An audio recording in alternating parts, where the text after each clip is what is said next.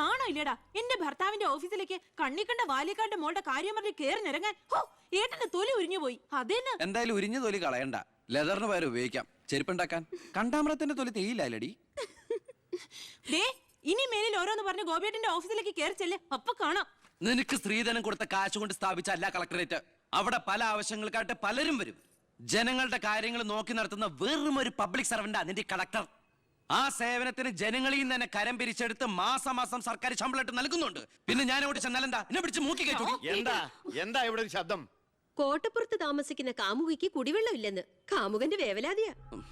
Mineral water കുളിക്കുന്ന നിങ്ങൾക്കൊന്നും കുടിവെള്ളത്തിന്റെ വില മനസ്സിലാവില്ല. കണ്ടില്ലേ അച്ഛാ, വാലിക്കാരിയുടെ മകളെ പറ്റി പറഞ്ഞാ ഇത്ര ചൊടിപ്പ്. അതെങ്ങനെയാ? മൊട്ടേന്ന് വിരിയുന്നതിന് മുമ്പ് എഴുത്തു കൊടുത്തവനല്ലേ നീ? ഈ കണക്കിന് അവളെയും കെട്ടി നീ ഈ കുടുംബത്തിൽ കയറി വരില്ലെന്ന് എന്തോ ഉറപ്പ്? ഒരു ഉറപ്പില്ല, സംഭവിക്കാം. നിന്നോടൊരു കാര്യം പറയാനിരിക്കായിരുന്നു. കോട്ടപ്പുറം കോളക്കമ്പനിയുടെ കാര്യത്തിൽ നീ ഇടപെടണ്ട. ഇടപെടാതിരിക്കാം. ആ കമ്പനി അവിടുന്ന് മാറ്റി സ്ഥാപിക്കണം. പുതിയ പ്ലാന്റിന്റെ ഉദ്ഘാടനം നടക്കാനും പാടില്ല. നിന്നെ പോലുള്ള പേട്ട് രാഷ്ട്രീയക്കാരും പ്രതിപക്ഷവും ഒന്നിച്ചിടപെട്ടാ പോലും പുതിയ പ്ലാന്റിന്റെ ഉദ്ഘാടനം ഞാൻ നടത്തും.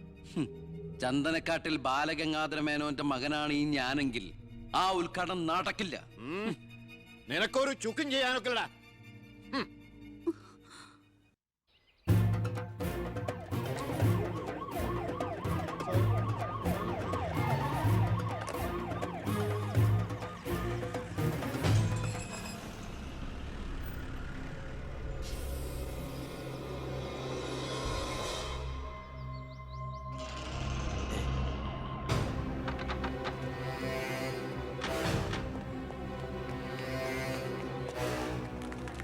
ഉദ്ഘാടനം തടയാനാണ് ഉദ്ദേശമെങ്കിൽ ഇവർക്ക് മുന്നിൽ വെച്ച് ബലം പ്രയോഗിക്കേണ്ടി വരും. എന്താ പ്രശ്നം? ഉണ്ണി, ഈ ഉദ്ഘാടനം മുടക്കരുത്. ഞാനല്ലല്ലോ മുടക്കുന്നത്, കോടതിയല്ലേ. Excuse me. ഇനി ഒരു ഉത്തരവ് ഉണ്ടാവുന്നവരെ കമ്പനിയുടെ ഉദ്ഘാടനവും പ്രവർത്തനവും നിരോധിച്ചുകൊണ്ടുള്ള ഹൈക്കോടതിയുടെ സ്റ്റേ ഓർഡർ. മന്ത്രിക്ക് മേൽ പരിന്തും പറക്കില്ലെന്ന് സാർ കരുതിയെങ്കിൽ തെറ്റി. ലെജിസ്ലേറ്റീവിനേക്കാൾ പവർ ജുഡീഷ്യറിക്കാ. എക്സിക്യൂട്ടീവ് മജിസ്ട്രേറ്റിന്റെ അധികാരമുള്ള ഈ ജില്ലാ കളക്ടർ ഇടയ്ക്ക് ഇതൊക്കെ ഒന്ന് പറഞ്ഞ് മനസ്സിലാക്കി കൊടുക്കണം. പിന്നെ കുറച്ചു പേർക്ക് തൊഴിൽ കൊടുക്കുന്ന ഏത് സംരംഭങ്ങൾക്കും ഞങ്ങൾ എതിരല്ല. പക്ഷെ അതിവിടുത്തെ മണ്ണും ജലവും എന്തിനെ ശ്വസിക്കുന്ന വായു പോലും മലിനപ്പെടുത്തിക്കൊണ്ട് ഒരു ബഹുരാഷ്ട്ര കുത്തയ്ക്കും തീരെ എഴുതി കൊടുക്കാൻ ഞങ്ങൾ അനുവദിക്കില്ല. കുടിവെള്ളം ജനങ്ങളുടെ അവകാശമാണ്, അത് പെപ്കോ കോളയുടെ ഔദാര്യമല്ല.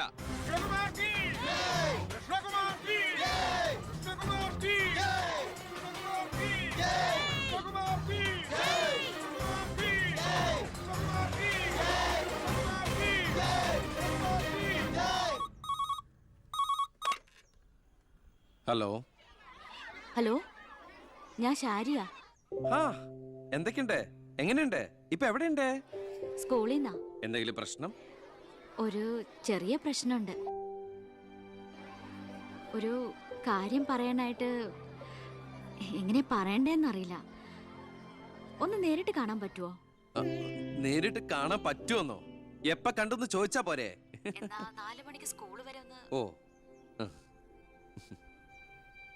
ഞാനും കാണാൻ കാത്തിരിക്കല്ലേ.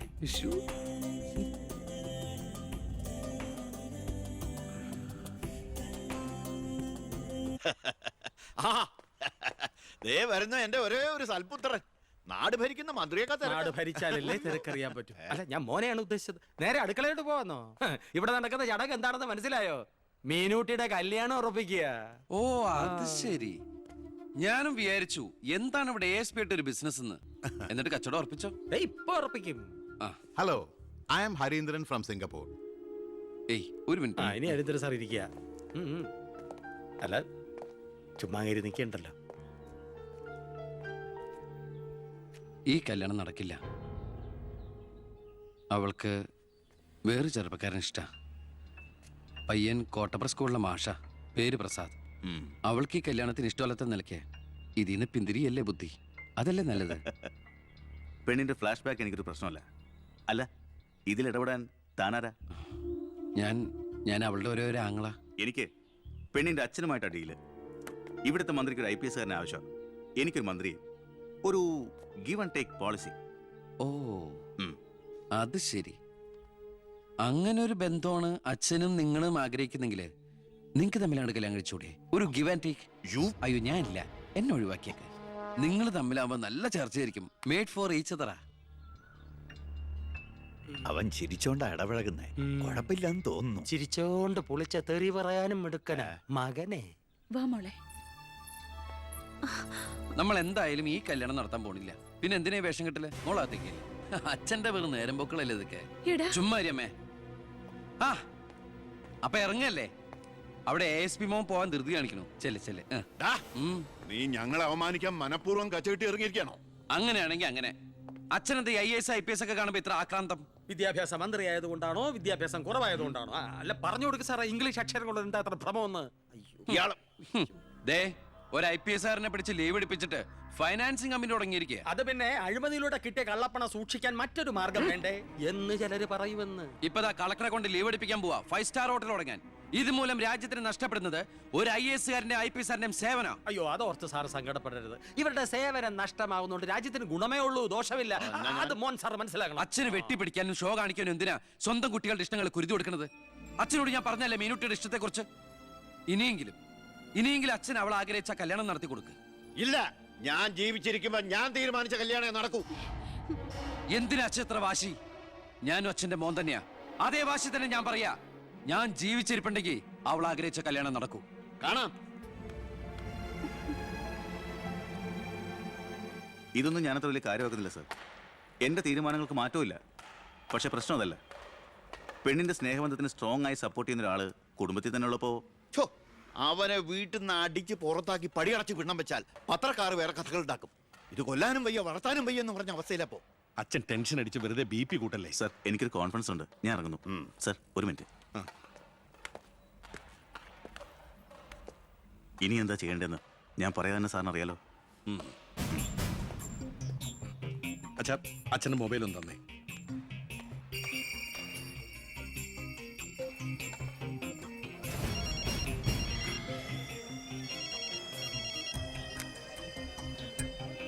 ഹലോ. ആ പൗത്രന് പേര് പ്രസാദ്. കോട്ടപ്പുറം UPS സ്കൂളിലെ കണക്ക് വാദ്യാർ. ആ രാഷ്ട്രീയ വൈരാഗ്യം. ആ പിന്നെ വിവരങ്ങൾ അപ്പപ്പോ എന്നെ അറിയിക്കണം. ആ നീ ഇപ്പൊ എന്ത് ചെയ്യാൻ പോവാ? അച്ഛൻ ആരുടെ മുമ്പിലും തല കുനിക്കുന്നത് കാണാൻ എനിക്ക് വയ്യ. നമ്മുടെ മീനുവിന്റെ കല്യാണം മാന്യമായി നടത്തണ്ടേ അച്ഛാ?